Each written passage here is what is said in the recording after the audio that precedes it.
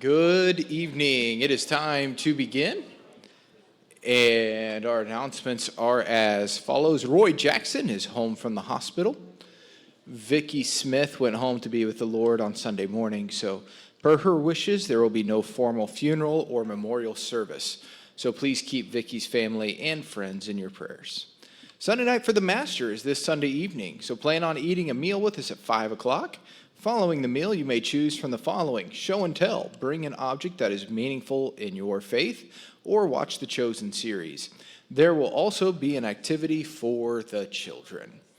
Graduating Senior Sunday is May 3rd, so plan on honoring our graduates at that time. Graduates and families should have their pictures to me by this Friday and RSVP to the office with how many will be attending the luncheon that day. Soup Kitchen is May 5th, so sign up by the supply room to help provide food, serve, or deliver. Sewing for the Master continues to collect 500 bars of Dial antibacterial soap. National Day of Prayer event is hosted by Elliott Mortuary, will be at the Memorial Hall on May 7th. A light breakfast will be served at 7:30 that morning with prayer time beginning at 8. The breakfast is free, but you need to RSVP by Friday, May 1st to Elliott Mortuary. A flyer is posted by the nursery. The cost of a child to go to Silver Maple Camp is $250 this year if they sign up before May 31st. It will go up once June hits. If you would like to help send a kid to camp, please give your full or partial scholarship donation to the office. Checks should be made out to Eastwood. Ashley Poe starts her therapy on Friday for her traumatic event, so she was asking for prayers for that. Anything else? All right. If nothing else, Bill Hackler has a couple songs after the prayer. And then Wayne, there he is. All right, he's here. Wayne, wouldn't be the first time. Wayne has Devo tonight, so let's pray. Holy God, thank you so much for this day, and thank you for your Son who conquered death and gave us hope of resurrection. Thank you for allowing us to be here tonight. Allow us to continue to study your word and allow us to be able to take truth and truth alone with us. Please give the students guarded hearts and guarded minds. Just allow us to have a spirit of conversation and kindness and goodness throughout these classes.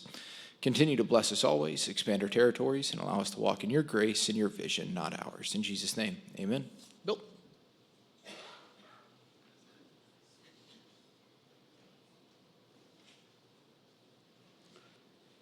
Our first song is 622, Ring Out the Message. There's a message true and glad for the sinful and the sad. Ring it out, ring it out. It will give them courage new, it will help them to be true. Ring it out, ring it out, ring out the word o'er land and sea. Still far from Jesus, many live in sin and doubt. Ring out the news that makes men free. Of every nation, ring it out. Tell the world of saving grace, make it known in every place. Ring it out, ring it out. Help the needy ones to know from whom all blessings flow. Ring it out, ring it out. Ring out the word o'er land and sea. Still far from Jesus, many live in sin and doubt. Ring out the news, men free. To all the lost of every nation, ring it out. sending out to sweep away till the dawn the better day. Ring it out, ring it out, till the sinful world be won for His mighty Son. Ring it out, ring it out, ring out the word o'er land. Still far from Jesus, many live in sin and doubt. Ring out the news that makes men free. To all the lost of every nation, ring it out.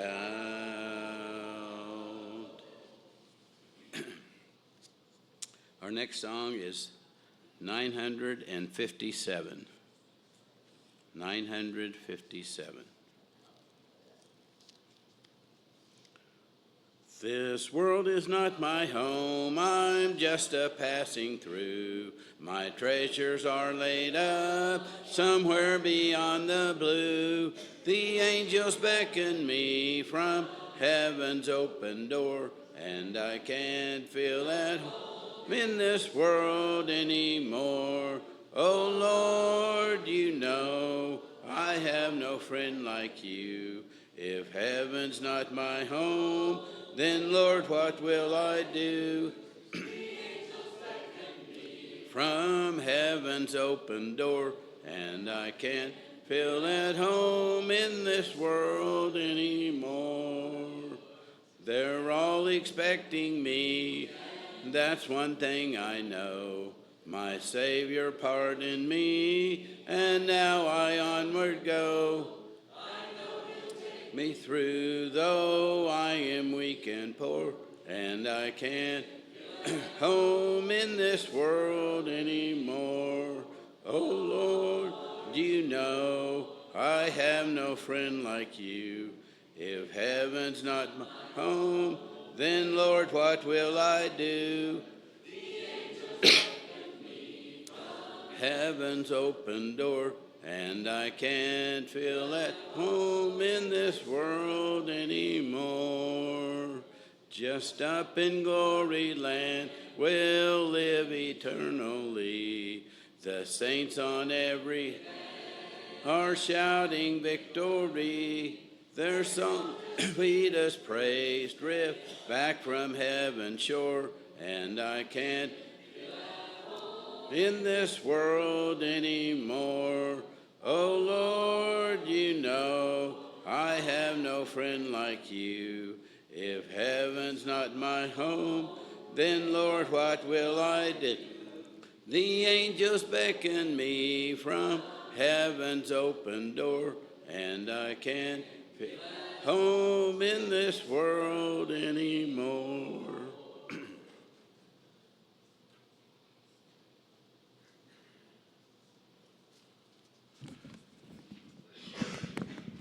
All right, good evening. Got a question I want to ask you as we start. If you were in trouble, who would you call? And you can't say Ghostbusters. I knew somebody was going to say it. That was Mr. Adam. If you're in trouble, who would you call? Call Mr. Wayne. Carol said her son. Who else would you call if you're in trouble? Call her son, Vita said. Call an ambulance if you had some physical troubles. Boyfriend, mom. What did I hear, Cynthia? You call your husband. All right. So all of us probably have in mind somebody we would call if we were in trouble. I want to read tonight from Matthew chapter 14, a time where Peter found himself in trouble. Let's look at who he called upon that time. Matthew chapter 14. And I'm going to start reading in verse number 25.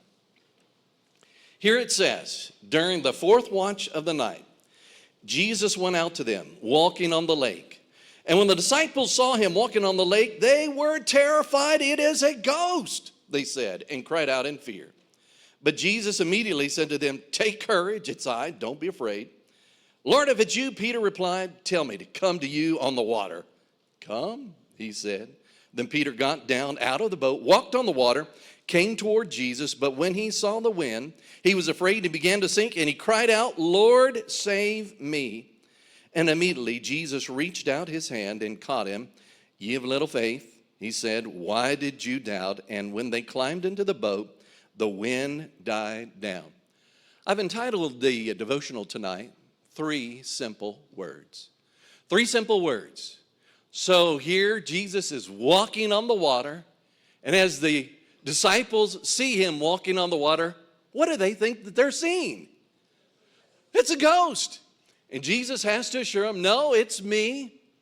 And then when Peter realized this really is Jesus, "Lord, let me come out to you." And Jesus says, "Come on."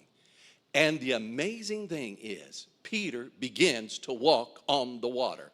A lot of times we give him a hard time for sinking, but he is walking on the water, keeping his eyes on Jesus. But apparently maybe the wind started picking up a little more, maybe the waves were getting a little bit higher, took his eyes off Jesus and began to sink. And he said these three simple words, "Lord, save me." He wasn't asking the Lord to make him a Christian. That's not the salvation that he was looking for. No, he needed to be rescued. He needed to be physically safe again. Jesus heard and answered that prayer, brought him up into the boat, and he was saved. I think a lot of us can relate to Peter in many, many ways, that we're going to find ourselves in situations where we're afraid, we're anxious, life turns itself upside down, all kinds of stuff is happening in our life. I was over in Wichita with some other good Christian brothers, laid our hands on a dear brother in Christ that's going through a real challenging time. And basically we prayed over him and his family. Lord, save him. Lord, help him. Lord, get his family out of a difficult situation. Good friend of mine, a Christian friend, down in southeastern Oklahoma, went to our church, Southwest Church of Christ, Ronnie Johns, baseball coach. And I asked him, what do you do when you have to deal with those parents that are upset that their son is not playing or you had to take him out of the game? He said, oftentimes I just look up and say, "Jesus, please help me to say the right things." And I thought, that's probably pretty good. And so I don't know who needs to maybe hear this message tonight, whatever you're going through, and challenges and difficulties and unexpected things that come your way. I want to encourage you tonight, remember three simple words. Lord, save me. Lord, help me. Lord, save that family. Lord, help them out as they're going through a difficult time. And I believe that the Lord's going to hear that prayer, and he'll answer it according to his will. That's your thought for tonight. Matt, you need to say your special words that you say. Can you bring us up here? You're dismissed. All right, you're dismissed.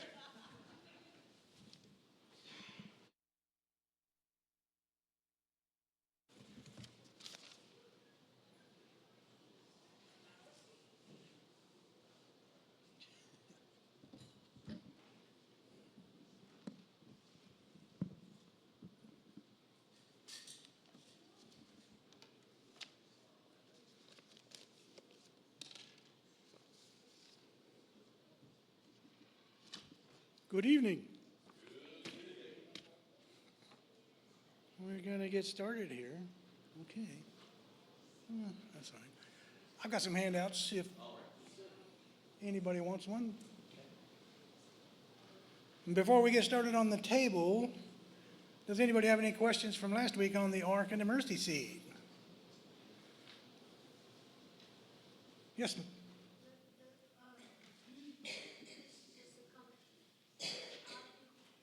Believe it or not, they can see fish. Nobody else can see. And I'm saying with spiritual eyes because of that. I don't know what to talk about when I come up with the thing, the things that we talk about. I look around and I don't see the same thing that they see, but they can see it. Like doves or like some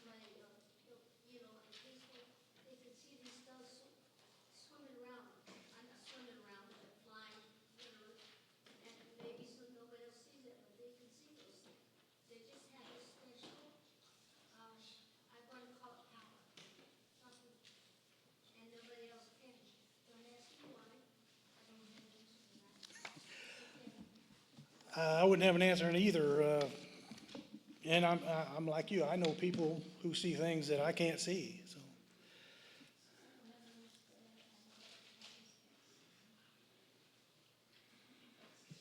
Okay, then, we will continue on with the table of showbread. And we will start in Exodus 25. The first handout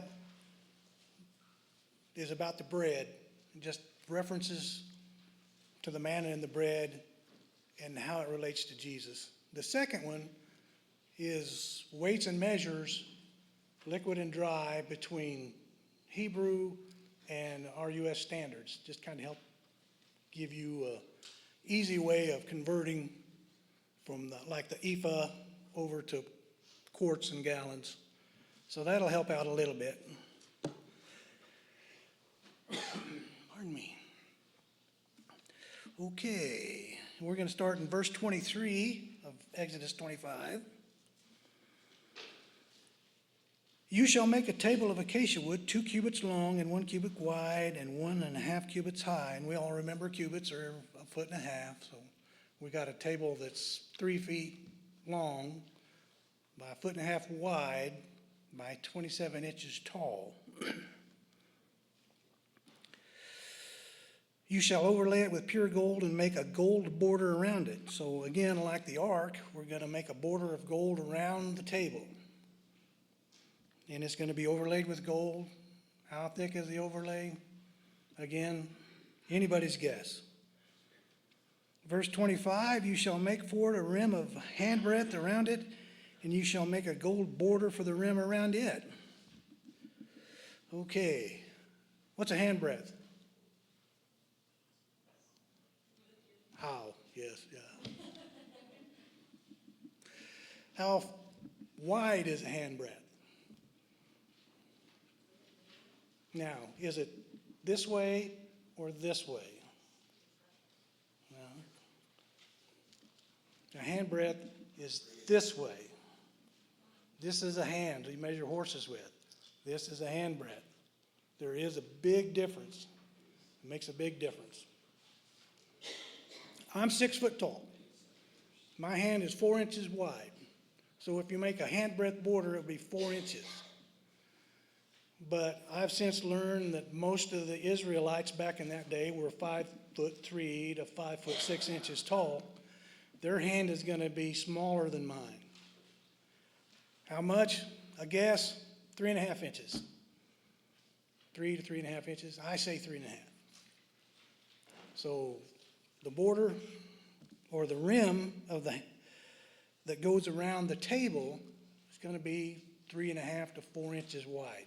And it will be solid gold all the way around attached to the table. And it too will have a border. So we have 2 borders, one on the table and one on the rim. So that's what it's telling you in 25. 26 tells you, you shall make 4 gold rings for it and put rings on the 4 corners, which are on its 4 feet. Now, when it says 4 feet, it doesn't mean it puts the rings at the bottom. Here, we're going to put them up just under the rim, which is just basically right under the border that goes around the table. Then that's verse 27. The rings shall be close to the rim as holders for the poles to carry the table. You shall make the poles of acacia wood and will overlay them with gold so that when with them the table wood may be carried. Verse 29, you shall make its dishes. And I found that another word for dishes is a platter, like a serving platter, a very ornate serving platter that they use, not just a dish. So that's what they're talking about when they say dishes. And it's pans. Now the pans, there again, it says that they're hollowed out. So these are the spoons, because you're going to see that later in later texts that they refer to the pans and they refer to the spoons. So we've got platters, we've got spoons, and its jars and its bowls with which to pour drink offerings, and you shall make them of pure gold. So everything from the border up is solid gold and pure gold, because this is what the bread's going to set on. And verse 30 says, you shall set the bread of presence on the table before me at all times. When it talks of the bread of presence, what does he mean by presence? It translates to face. So the bread of his face. So that's what's going to be on the table at all times. So now that we've got the table, we'll get into the good stuff. And when I figured up how much this thing cost in gold, a rough estimate, I came up with about $555,000 in gold. Not quite as much as the other one, but still just a whole lot. And that didn't include the dishes, because we have no idea what the dishes look like. And in this one here, it shows the bread laid out in loaves like this. I don't think that's right. I think I got a different one. Yes. I think because this is the way they made their bread, more than likely their bread looked like that. Big round loaves. And these loaves are not small. Let's see. I've got that here. How heavy is that, David? It's 53,000 worth of gold. As far as the gold for the table and the borders, I came up with about 8 pounds. Not very much. You wouldn't think it. You'd think it'd be more, but how wide is the border? Quarter inch, half inch at most. It doesn't have to be very wide. Yes, sir. It's amazing to me, I think you brought this up before, but back then, they did have goldsmiths. Yes, they did. But to come up with the amount of gold that they overlaid and all the utensils that they used, there must have been a lot of free gold Yes. that they could find and then pound out Yeah. and shape into these things, because I can't think they had much of a efficient smelting system then. Yeah. As far as raw gold goes, I agree, because we know that when they were getting ready to leave, that they hit the Egyptians up and ransacked them and took all their gold. And we're talking millions of people just for the ones that are 20 to 55 or 50. So, and each one of them, the way they figured it out, if they had just one earring, I can't remember, it came up to like 80 tons between them of gold is what they figured, because an earring, half an ounce, quarter of an ounce, and about 600,000 of quarter ounces, that's a lot. And then 1.2 million, that's even more. So, yeah, the gold was already refined. All they had to do was melt it down together and then reform it. So, and when you look on here, you see the cups up here, they've got diamond or some kind of jewels. I don't think that's right, because nowhere in the scripture does it say to put jewels onto the utensils.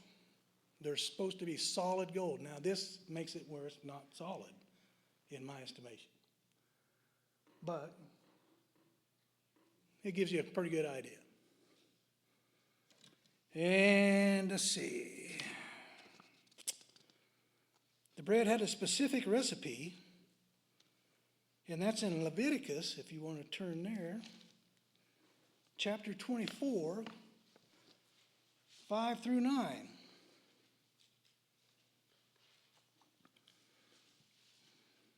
And in Leviticus chapter 24, verse 5, then you shall take fine flour and bake 12 cakes with it.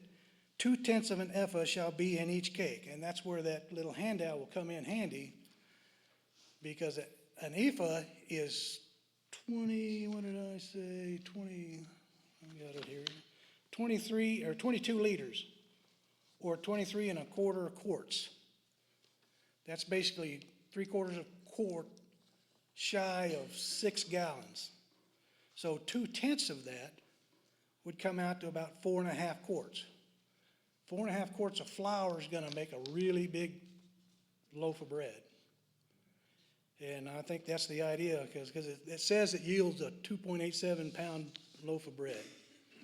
That's almost 3 pounds of bread for each one. So for 12, that's 36 pounds of bread. And they gotta eat all this in one night. So I hope there's a lot of priests, and I hope they're hungry. Because they would make 12 loaves every week and place them on the table. 2 rows with 6 loaves per row.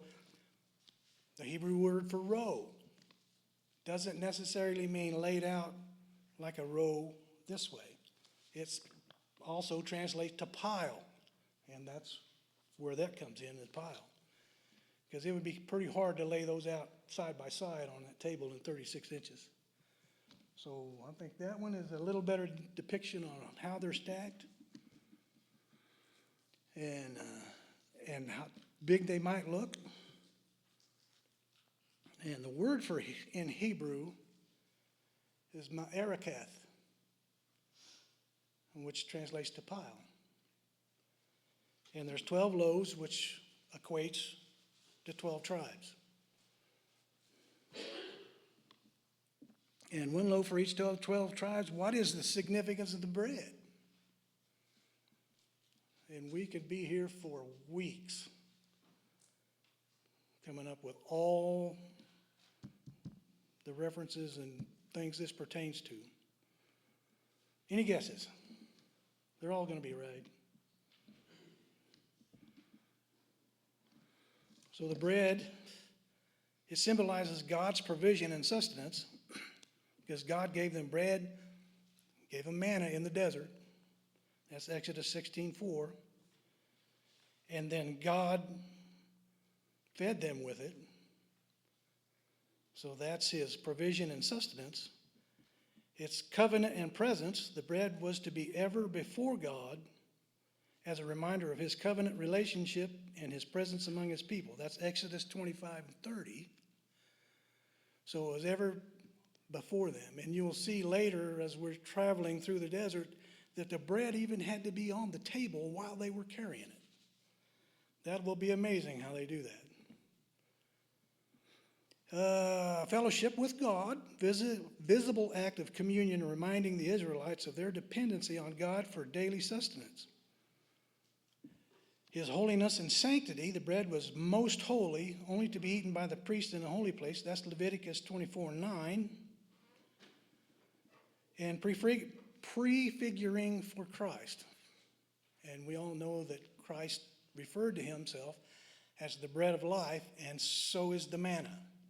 So God had already set up and was showing the Israelites there's a better thing coming, and that's Christ.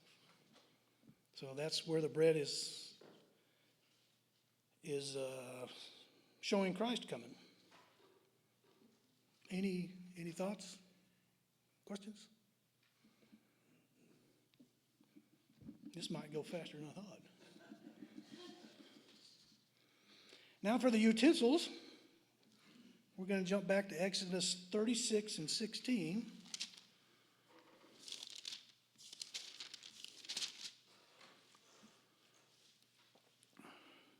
Did I say 16? No, I think it's Leviticus. Well, never mind. We'll just skip that part. The utensils, dishes, pans, bowls, and jars that were used to pour out drink offerings, they were to rest on the table as well and be of pure gold. And what was the purpose of the utensils? Utensils. And that was the word I was looking for. Dishes in Hebrew is charger. I did not know that. That's the Hebrew word, which is, there we go. David was Exodus 37. 37, okay. Yeah. Articles of the table, its plate, That's it. bowl, and its pitchers for the pouring out of the cup. That's right. I even got that in green. Yeah. Yes. Exodus 37:16. Okay.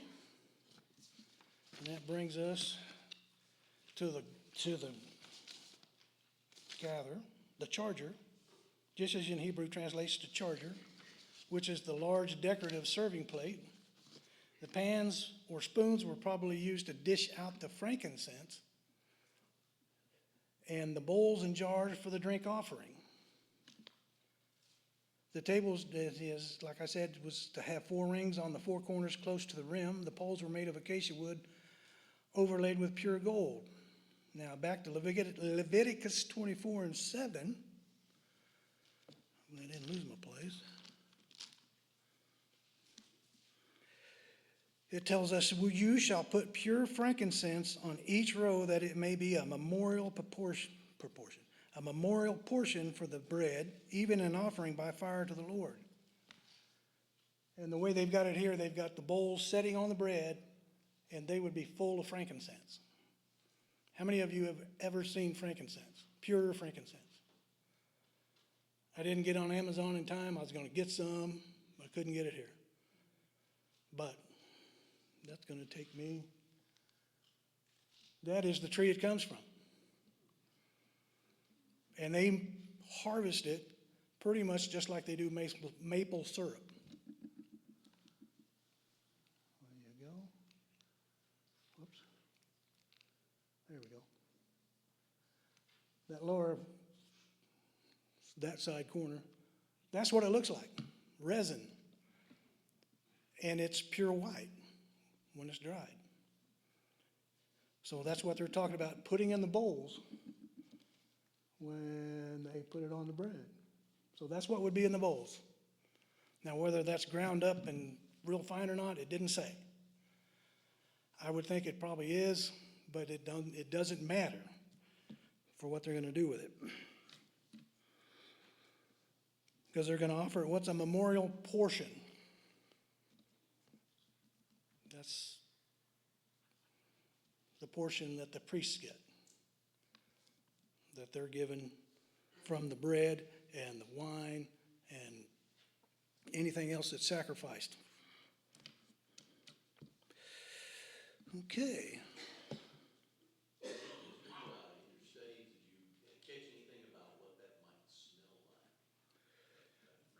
They say it's a real sweet, very aromatic type of smell that very pleasing.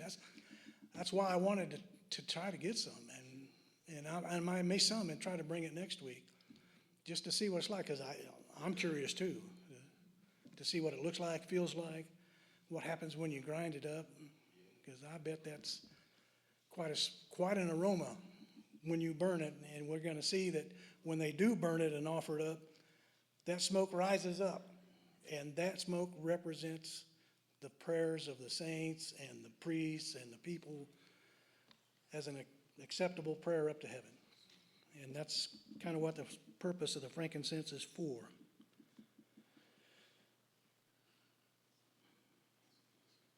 And in verse 7 of Leviticus 24, you shall put pure frankincense on each row, that it may be a memorial portion for the bread, even an offering by fire to the Lord. Every Sabbath day he shall set it in order before the Lord continually. It is an everlasting covenant for the sons of Israel. Verse 9, it shall be for Aaron and his sons, and they shall eat it in a holy place, for it is most holy to him from the Lord's offerings by fire, his portion forever. So that's what the priests get to eat every Sabbath. And that's, I don't know how many priests there be, but there better be a bunch of them, because that's a lot of bread.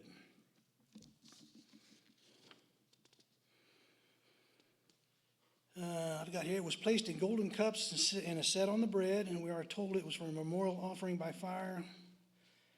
And frankincense comes from the sap of the boswellia tree. That's how you say that, boswellia, B-O-S-W-E-L-L-I-A, tree. And dries to a hard white resin. So now we have the table and the bread and the frankincense, and we need the wine and the utensils. And what did the priest do with them? Every Sabbath, they would bring in fresh bread to replace the old bread. So the bread wouldn't go stale. It was still edible bread after 7 days. And that's without today's type of chemicals and stuff for preservatives. That's just baking it and it lasts.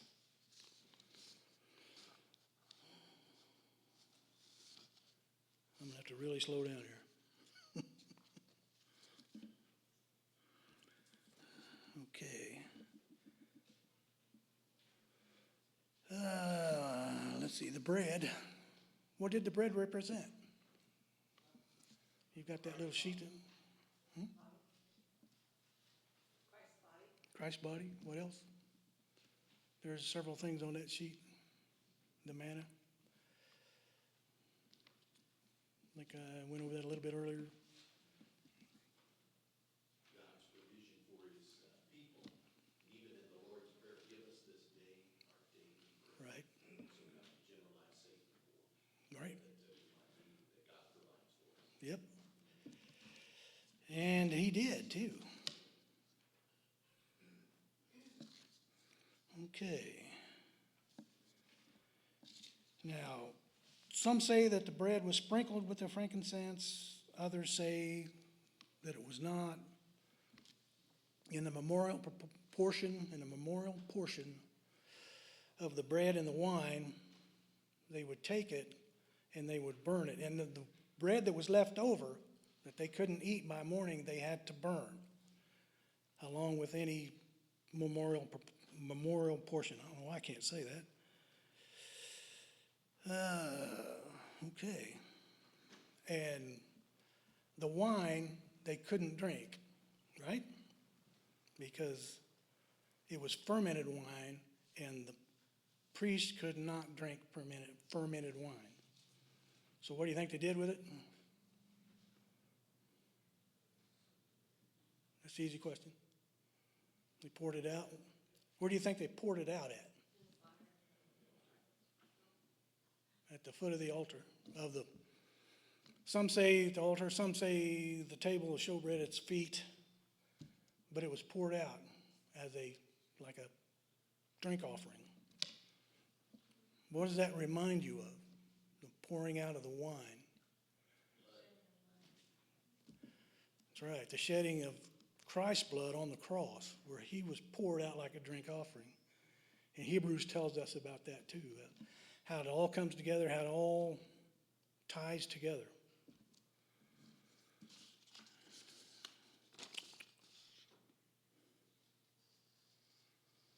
And that comes from Matthew 26:28. Christ pouring out his blood on the cross as an offering to cleanse away our sins. Okay. Now I'm going to have to dig because I've just run out of stuff.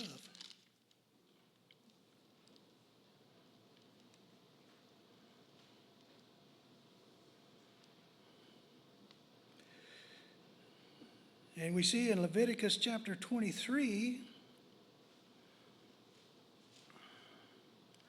when they're doing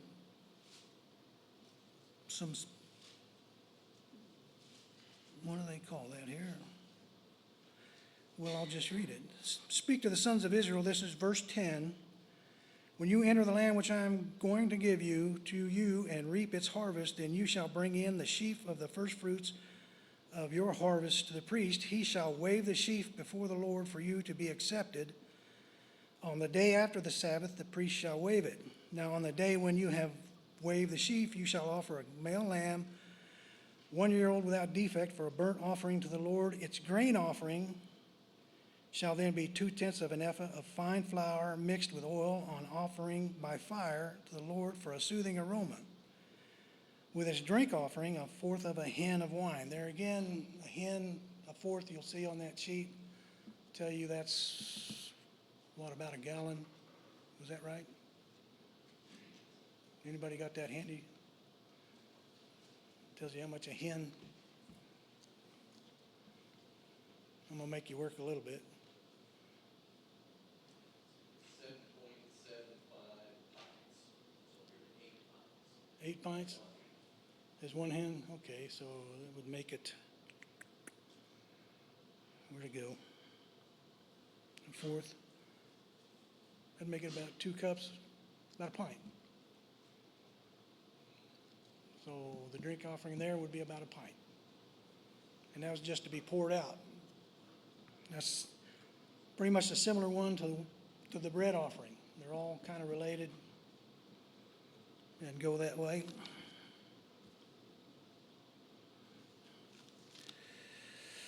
Okay, let's go back to the 26.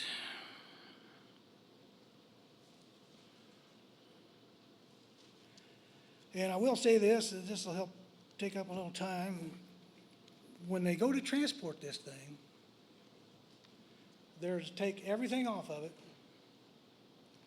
and then they put a blue covering over it,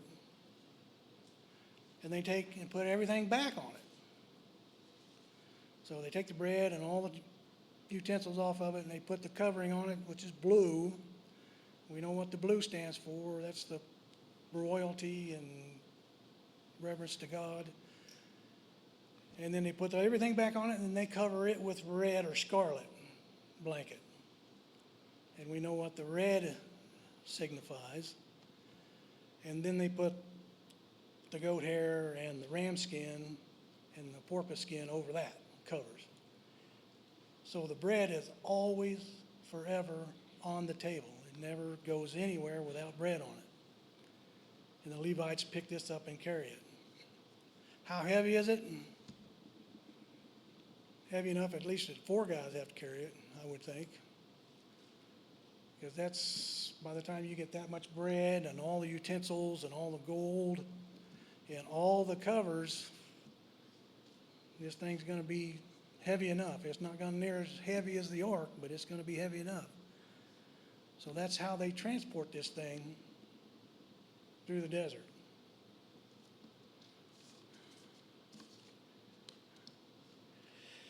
Is there anything I missed? Any questions?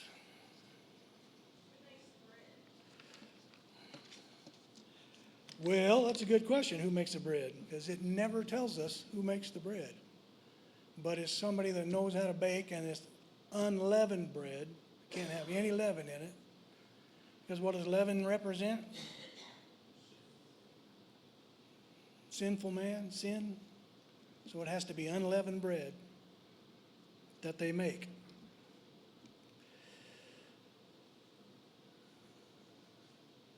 And where they make it, it doesn't tell you. They don't say how they make it. They just give you the recipe of what to make. But those of us and you that have made bread, it's not that difficult. Water and flour. As far as I can tell, for this, there's no salt, there's no chemicals, or there's no additives of any kind that's supposed to go in it. But then there again, it depends on where you read. Because you'll see later where they add salt and they add oils and other things into the bread. But from what I can find on the bread in the presence that goes in the temple, and that's another thing, it's just water and flour, and that's it. It's not it's ceremonial bread. Yes, So I mean, you're not making it to give away as a Christmas present, you know? that's right. And that is, yeah, because it talks about that in here. This is for the priest only. It's not for everyday man, and that's where David kind of got in a little trouble, because he wanted some, and he wanted to eat some and give it to his fellows with him that are in his army, and they didn't want to give it to him, but he ate it anyway. And that was the old bread that was coming off of this table, not this new stuff going on. So it turned out to be okay. So where was this table placed in the holy place? The door always faces east, always. Forever and ever, it faces east. So where does it go? North, south, or east? Or north, south, or west? Take a guess. There's only 3.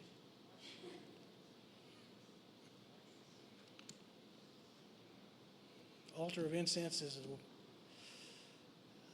on the west side, which is in front of the veil.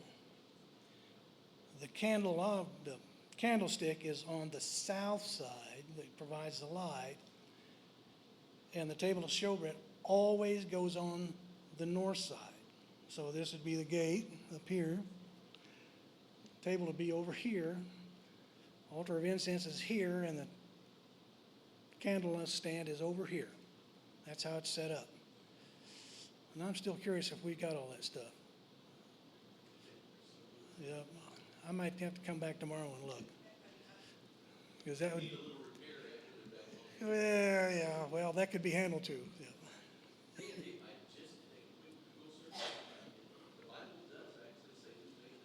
Does it?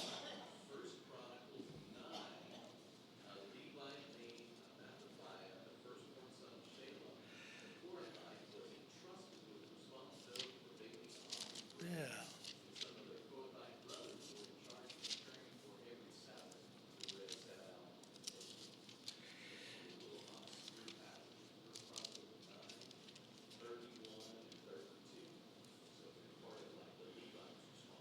Yes.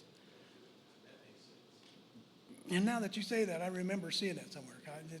I think that's the only passage that refers to who makes the bread. And I'll read it so everyone can hear it. Mattatiah, one of the Levites who was the firstborn of Shalom, the Kohorthite, or Korahite, had the responsibility over the things which were baked in pans. Some of their relatives of the sons of the Kohathites were over the showbread to prepare it every Sabbath. So yeah, that's the only place you'll find who makes the bread. Still doesn't tell you how they did it, they just know what they're doing. And they were the only ones that did it. I seem to remember reading somewhere where they later tried to get someone else to make the bread and they couldn't do it. They did a really bad job. So they made them quit and went back to these guys. Now, whether that happened, well, makes a good story. Okay. Yes, sir.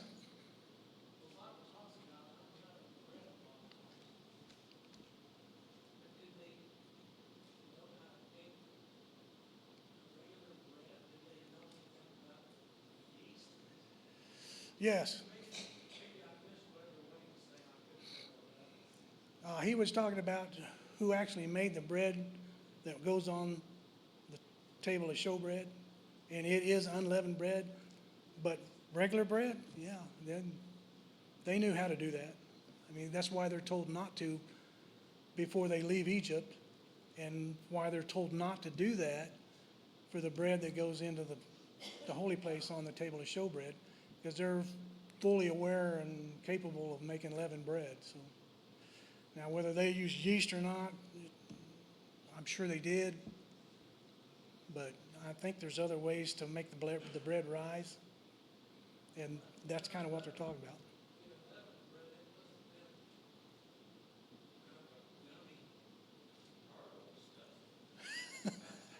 Yeah, it very well could have been, but yes, sir. When you're cooking bread, unleavened bread, don't you have to have some oil on that? I would think so, but I mean, when they cook tortillas, yeah, they put but I don't know. I honestly don't know. Yeah. But there again, we're talking about the Israelites 4,500 years ago with the help of God and the recipes that he gives on how to bake this. So it could have, I don't know. I saw a question. Yes. Where does it say that the bread, the showbread is unleavened? Because the both verses I read, none of them comparing. So right there it says it's unleavened. It also talks about it when we talk about the feast of the unleavened bread.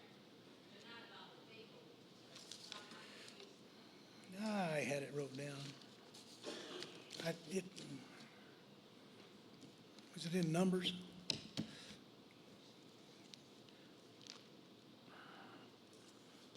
I may have to look that up for you because it is in here. Leviticus.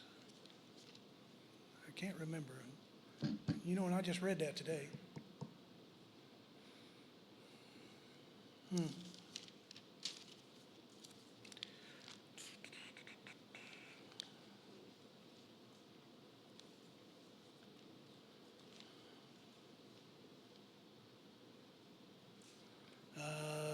I don't know the verse right offhand. I'll just say it that way.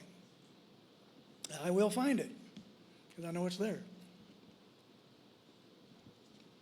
Any other questions that I can't answer? Frankincense? Yes.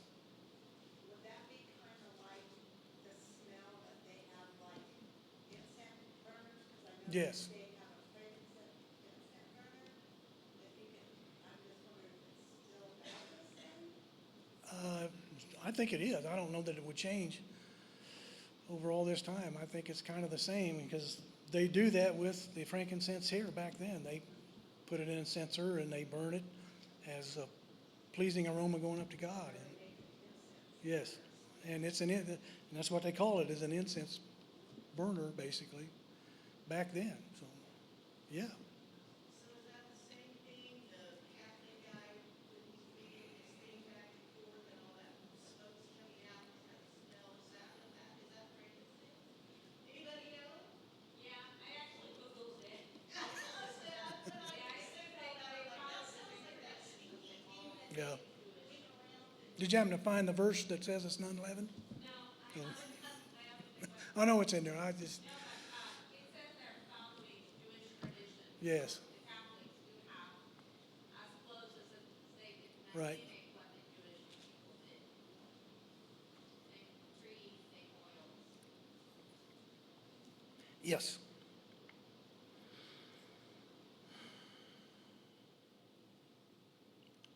Well, from there, we're going to go, if there's no more questions.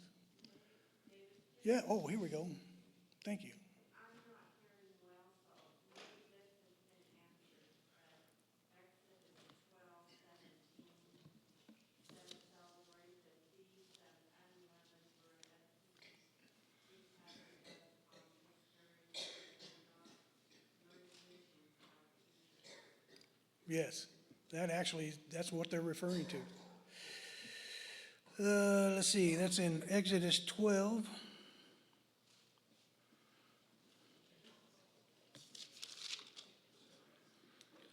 Starting in 14,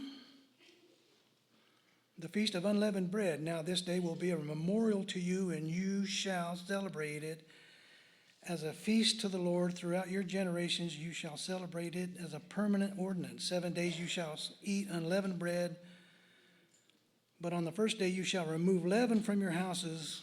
So that's what they're doing, is they're cleansing their houses and getting it ready. So there's no leaven of any kind anywhere in their houses that could possibly get into their bread. For whoever eats anything leavened from the first day until the seventh day, that person shall be cut off from Israel. On the first day you shall have a holy assembly, and another holy assembly on the seventh day. No work at all shall be done on them except what must be eaten by every person. That alone may be prepared for you. You shall also observe the feast of unleavened bread, for on this very day I brought your hosts out of the land of Egypt.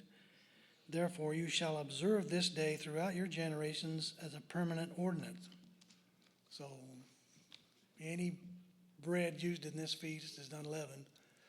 Any bread that's in the tabernacle has to be unleavened, because leaven represents sin, and that cannot be in that holy place at all.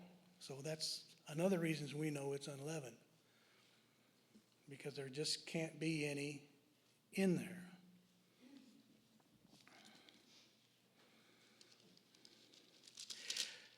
Any more questions? Comments? Yes? In this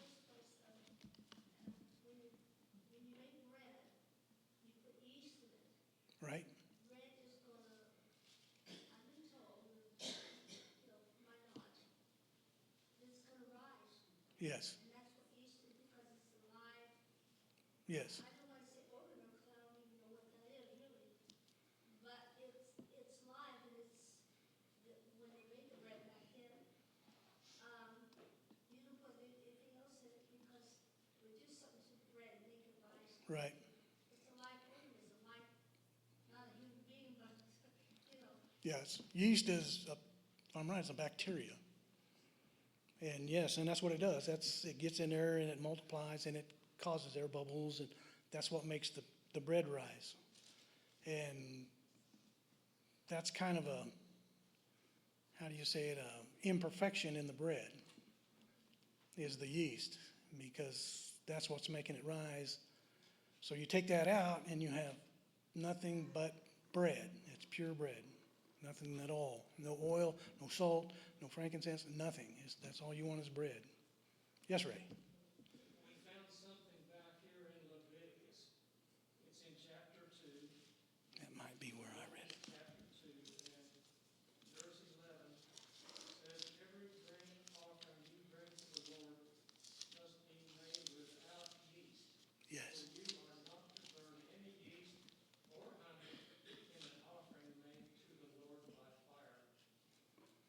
So, I don't know what word they use for yeast, but it says yeast here. Yeah, yeah. They knew what it took to make bread that would rise. Right. And what verse was that? Because mine might, This is in Leviticus chapter 2 and verse 11. 11. Yeah, they call it leaven in mine. So yeah, leaven, yeast, yeah, same thing. Yeah. So that's pretty much tells us there can be no leaven in the bread. It has to be unleavened bread. I can't imagine it tastes real good. But by golly, they had to eat it, and they had to eat all of it, and what was left they had to burn. And it was the next morning when they burned it. They had to wait. Whatever was left over, they burned the next morning. And we're getting close. Any other questions on the ark, this mercy seat, or what we've covered today? Yes, ma'am. there was whole communities, talking about religion in the country. They got up and they thought that God had told them to do certain things, and they left everything, they got their clothes and they left and made another community somewhere else. Yes. Because, you know, there are some cultures that believe when they're buried east, facing east. And instead of, any place underground, you know, do cremation now. But they believe that they should be facing east when they were buried Yes. because of faith. Yes, there's a lot of cultures that do that, think that you're buried facing east. And that goes all the way back into Genesis. When they got kicked out of the garden, it was the gate to the east that they got kicked out of, that they put the cherubim up to keep them out, was facing east. So Revelation tells you, where is the cloud going to come from? And Jesus comes in a cloud. What direction is he going to come from? He's going to come from the east. What direction does the sun come up? It comes up in the east.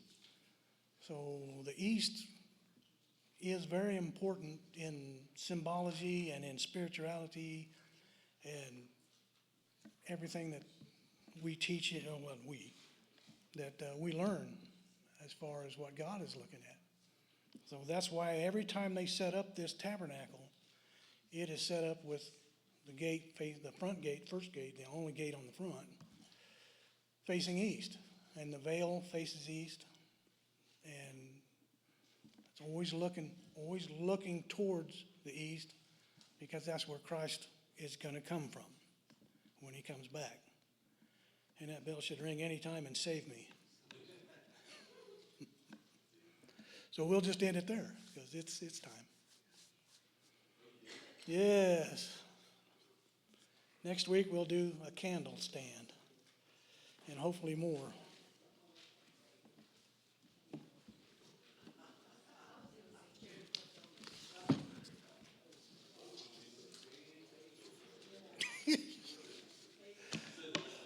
Yeah.